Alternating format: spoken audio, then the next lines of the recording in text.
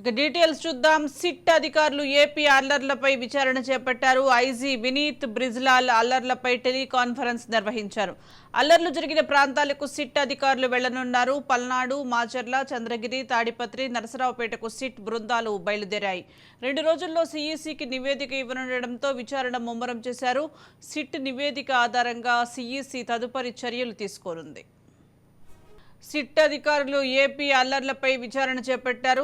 IG Vineet Brijlal అల్లర్లపై teleconference నిర్వహించారు. అల్లర్లు జరిగిన ప్రాంతాలకు సిట్ అధికారులు వెళ్లనున్నారు. పల్నాడు, మాచర్ల, చంద్రగిరి, తాడిపత్రి, నరసరావుపేటకు సిట్ బృందాలు బయలుదేరాయి. 2 రోజుల్లో సీఈసీకి నివేదిక ఇవ్వనుండడంతో విచారణ ముమ్మరం చేశారు. సిట్ నివేదిక ఆధారంగా సీఈసీ తదుపరి చర్యలు తీసుకోనుంది. సిట్ అధికారులు ఏపీ అల్లర్లపై విచారణ చేపట్టారు. ఐజీ వినీత్ బ్రిజ్లాల్ అల్లర్లపై టెలికాన్ఫరెన్స్ నిర్వహించారు. అల్లర్లు జరిగిన ప్రాంతాలకు సిట్ అధికారులు వెళ్లనున్నారు. పల్నాడు, మాచర్ల, చంద్రగిరి, తాడిపత్రి, నరసరావుపేటకు సిట్ బృందాలు బయలుదేరాయి. 2 రోజుల్లో సీఈసీకి నివేదిక ఇవ్వనుండడంతో విచారణను ముమ్మరం కూడా చేశారు. సిట్ నివేదిక ఆధారంగా సీఈసీకి తదుపరి చర్యలు తీసుకోనుంది. దీనికి సంబంధించి మరింత సమాచారం మా ప్రతినిధి రమేష్ అందిస్తారు. రమేష్, చెప్పండి, మరి కాసేపట్లో సిట్ బృందం ఏపీలో అల్లర్లు జరిగిన ప్రాంతాలకు వెళ్లనున్నట్లుగా తెలుస్తోంది. అప్డేట్స్ ఏంటి? మరి ఈసీ ఆదేశాల మేరతో కూడా సిట్ ఏర్పాటు చేసినటువంటి పరిస్థితి కనపడుతుంది. ఏదైతే అని వినీత్ బిజ్లాల్ ఆధ్వర్యంలో 13 మంది బృందం ఏర్పడినటువంటి పరిస్థితి కనపడుతుంది. ఏసీబీ ఎస్పీ రమాదేవితో పాటు మొత్తం 13 మంది ఈ సిట్ బృందంలో రంగంలో దిగిందని చెప్పుకోవచ్చు. పల్నాడు, అటు తాడిపత్రి, తిరుపతి హింస పై కూడా పూర్తిగా కూడా దర్యాప్తు చేయనున్నారని చెప్పుకోవచ్చు. మొత్తం అటు పల్నాడు, మాచర్లకు సంబంధించి కానీ అటు నర్సరావుపేటకు సంబంధించినటువంటి హింసకు సంబంధించి, తాడిపత్రి, తిరుపతికి సంబంధించినటువంటి హింస పైన కూడా పూర్తి స్థాయిలో కూడా ఆధారాలు చేపట్టేటువంటి పనిలో పడ్డారని చెప్పుకోవచ్చు. ఈ రోజు డీజీపీ కార్యాలయంలో ఆ బృందం అక్కడ ఏర్పాటైనటువంటి నేపథ్యంలో అక్కడ ఉన్నటువంటి అధికారులతో కూడా చర్చించినటువంటి పరిస్థితి కనపడుతుంది. ఈ రోజు మధ్యాహ్నం మరి కాసేపట్లో కూడా జరిగినటువంటి ఘటనల పైన ఆ క్షేత్రస్థాయిలో ఎఫ్ఐఆర్లు నమోదు చేసినటువంటి నేపథ్యంలో అటు పొలిటికల్ లీడర్స్ సంబంధించి, అటు మాచర్లకు సంబంధించినటువంటి జూలకంటి బ్రహ్మానందరెడ్డి టీడీపీ అభ్యర్థి, అదేవిధంగా వైఎస్ఆర్సీపీకి సంబంధించినటువంటి పిన్నెల్లి రామకృష్ణ, అటు సోదరుడు రామిరెడ్డి పైన కూడా మరి ఇప్పటికే అనేకమైన కేసులు నమోదైనటువంటి నేపథ్యంలో ఈ మేరకే సిట్ బృందం కూడా ఇక్కడ ఉన్నటువంటి అధికారులు కూడా కలవనున్నారని చెప్పుకోవచ్చు. మరి జరిగినటువంటి సంఘటన పైన తీవ్ర స్థాయిలో దాడులు, అదేవిధంగా కార్లు తగలబెట్టడం పైన, అటు ఘర్షణల వాతావరణం పైన పూర్తి స్థాయిలో అటు ప్రైవేట్ ఆస్తులు నష్టమైనటువంటి పరిస్థితిని, దాదాపు అటు కార్లు కూడా దాదాపు 10 కార్లు మంటల్లో కాలిపోయినటువంటి నేపథ్యంలో ఆ తర్వాత ఎన్నికల తర్వాత జరిగినటువంటి హింస కూడా పూర్తి స్థాయిలో రాష్ట్ర వ్యాప్తంగా అటు కేంద్ర ఎన్నికల సంఘం కూడా సీరియస్ గా దృష్టి సారించినటువంటి పరిస్థితి కనపడుతుంది. ఇక ఈ నేపథ్యంలోనే సిట్ బృందం దీనిపైన ఒక నివేదిక అయితే ఇవ్వాల్సి ఉన్నటువంటి పరిస్థితి కనపడుతుంది. రేపటికల్లా కూడా దీనిపైన జరిగినటువంటి హింసం పైన, ఎన్నికల తర్వాత ఎన్నికల రోజు జరిగినటువంటి హింస పైన కూడా పూర్తి స్థాయిలో ఒక నివేదిక అయితే ఇవ్వనున్నారని చెప్పుకోవచ్చు. ఎన్నడూ లేని విధంగా ఏపీలో అల్లర్లు చూస్తే ఎప్పుడు కూడా గత 20 సంవత్సరాలు వెనక్కి వెళ్తే కూడా ఈ విధమైన అల్లర్లు, మరి ఈ విధమైన దాడులు, ఘర్షణలు కూడా ఇప్పటికీ 13వ తారీఖు ఎన్నికలు జరిగినప్పటికీ దాదాపు ఇప్పటికీ 5 రోజులు గడుస్తున్నప్పటికీ కూడా మరి ఇప్పటికి కూడా 144 సెక్షన్ అమల్లో ఉన్నటువంటి పరిస్థితి కనపడుతుంది. అయితే దీనికి సంబంధించినటువంటి అధికారుల పైన ఇప్పటికే వేటు వేసినటువంటి పరిస్థితి కనపడుతుంది. 2 ఎస్పీల పైన, 2 ఐపీఎస్ అధికారుల పైన వేటు వేసింది, 2 ఎస్పీని సస్పెండ్ చేసింది, అదేవిధంగా 12 మంది అధికారుల్ని సస్పెండ్ చేసినటువంటి పరిస్థితి కనపడుతుంది.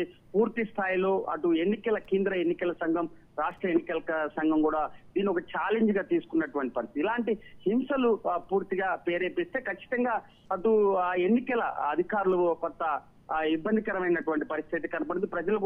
ప్రజలు కూడా నమ్మేటువంటి పరిస్థితి ఉండదు. ఎందుకంటే ఎన్నికల సంఘం పూర్తి స్థాయిలో ఎవరికి ఇబ్బంది లేకుండా, ప్రజలు ఓటర్స్ కి ఇబ్బంది లేకుండా, అటు రాజకీయ నాయకులకు సంబంధించి కానీ ఎక్కడ కూడా ఎలాంటి అవాంఛనీయ సంఘటనలు జరగకుండా ఎన్నికలు జరపాల్సి ఉంటుంది. ఈ నేపథ్యంలో జరిగినటువంటి హింసకు కూడా పూర్తి స్థాయిలో కేంద్ర ఎన్నికల సంఘం చాలా సీరియస్ అయింది.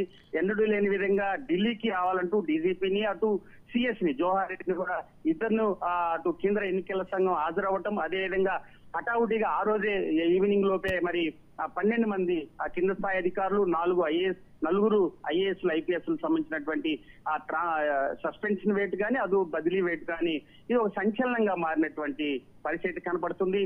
ముందస్తుగా కూడా మరి పల్నాడు ప్రాంతంలో 4 సంశాత్క గ్రామాలు హింసాత్మక కార్యక్రమాలు ముందే పసిగట్టినటువంటి ఎన్నికల సంఘం చాలా క్లియర్ కట్ గా ఉన్నతాధికారులకి, ఇక్కడ ఉన్నటువంటి ఎస్పీలకి, ఐజీలకి చాలా క్లియర్ కట్ గా ఆదేశాలు అయితే జారీ చేసింది. ముందస్తుగా 4 నియోజకవర్గాలకు సంబంధించి గురిజాల, అటు మాచర్ల సంబంధించాను, అటు వినుకొండ సంబంధించి కూడా మరి 4 నియోజకవర్గాలకు సంబంధించి కూడా ముందస్తుగానే పసిగట్టినటువంటి పరిస్థితి కనపడుతుంది. దీంట్లో పూర్తి స్థాయిలో విఫలమైనటువంటి పరిస్థితి. శ్రీష, రమేష్, ఈ అల్లర్లో ఇప్పటి వరకు పోలీసులు ఎంతమందిని అరెస్ట్ చేశారు? తాజాగా సిట్ ఎవరిపైనైనా కేసులు ఫైల్ చేసే అవకాశాలు ఉన్నాయా? మొత్తంగా అసలు ఈ గొడవలకు గల కారణాలు ఏంటి అనే కోణంలో సిట్ దర్యాప్తు చేసే అవకాశం ఏమైనా ఉందంటారా? ఎస్ శిరీష, ఏదైతే మీరు చెప్పినట్లుగానే ఇప్పటికే అటు మాచర్లకు సంబంధించి దాదాపు 150 మంది అటు వైఎస్ఆర్సీపీకి సంబంధించినటువంటి నేతల పైన కేసులు నమోదు చేశారు. ఇటు టీడీపీకి సంబంధించినటువంటి వారిపైన 70 మంది పైన కేసులు నమోదు చేశారు. అదేవిధంగా నర్సరావుపేటకు సంబంధించి దాదాపు 40 మంది టీడీపీ నేతల మీద కేసు నమోదు చేశారు. అటు వైఎస్ఆర్సీపీకి సంబంధించినటువంటి నేతల పైన కూడా దాదాపు 50 మంది పైన కేసులు నమోదు చేశారు. ఏదైతే హింసలో పాల్గొన్నటువంటి వీడియో ఫుటేజ్ కానీ మీడియాలో ప్లే అయినటువంటి ఆ వీడియోస్ పసిగట్టినటువంటి ఉన్నతాధికారులు, ఇక్కడ ఉన్నటువంటి ఎస్పీ సంబంధించి కానీ అటు డిఎస్పీ సిఐలు సంబంధించినటువంటి అధికారులు వీడియో ఫుటేజ్ లో ఎవరైతే హింసకి ప్రేరేపించారో, గొడవల్లో పాల్గొన్నారో వారందరినీ కూడా పూర్తిగా కూడా ఆ వీడియో ద్వారా కూడా గుర్తిస్తున్నారు. ఇప్పటికే చాలా చోట్ల కూడా అరెస్ట్ చేసినటువంటి పరిస్థితి కనపడుతుంది. 307 కేసు కింద SC/ST కేసులు నమోదు చేశారు. ఏదైతే ప్రభుత్వ ఆస్తులు ధ్వంసం చేసినటువంటి విషయంలో పూర్తి స్థాయిలో కేసు నమోదు చేసినటువంటి పరిస్థితి కనపడుతుంది. అటు కారంపూడికి సంబంధించి కారంపూడి సిఐ పైన జరిగినటువంటి దాడి కానీ, అక్కడ కారు తగలబెట్టినటువంటి కేసుల్లో ఇరు పార్టీలకు సంబంధించి కూడా ఫిర్యాదులు అందుకున్నటువంటి పోలీసులు, అటు సుమోటోగా తీసుకున్నటువంటి పోలీసులు వాటిపైన కూడా కేసులు నమోదు. దీనిపైన కూడా సిట్ దర్యాప్తు చేయనుంది.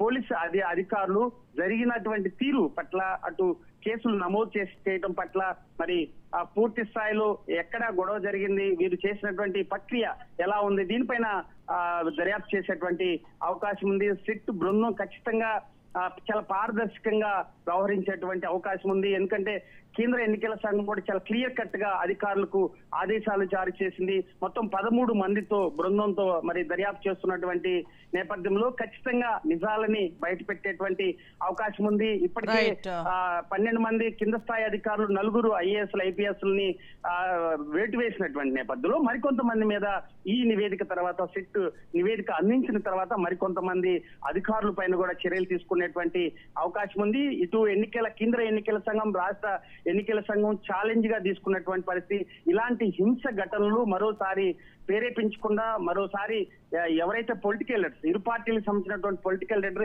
ఇలాంటి హింసకి పాల్గొనకుండా రాబోయేటువంటి రోజుల్లో మరి ఇప్పుడు ప్రజల్లో ఒక నమ్మకాన్ని అటు ఎలక్షన్ కమిషన్ మీద కోల్పోయేటువంటి అవకాశం ఉన్నటువంటి నేపథ్యంలో ఖచ్చితంగా దీనిపైన సీరియస్ దృష్టి సారించేది. ఈ నేపథ్యంలోనే సిట్ బృందం ఇక్కడ జరుగుతున్నటువంటి అనంతపురం సంబంధించి కానీ, అటు తిరుపతికి సంబంధించి కానీ, అటు పల్నాడు ప్రాంతానికి సంబంధించి మొత్తం ఈ రోజు రేపట్లో కూడా ఒక నివేదిక కేంద్రానికి ఇచ్చేటువంటి అవకాశం. దీనిపైన అటు కేంద్ర ఎన్నికల సంఘం, రాష్ట్ర ఎన్నికల సంఘం సంబంధించి కూడా మరికొంతమంది అధికారుల పైన కూడా వేటు వేసే అవకాశం అయితే ఖచ్చితంగా కనపడుతుంది. Suresh, right, thank you Ramesh.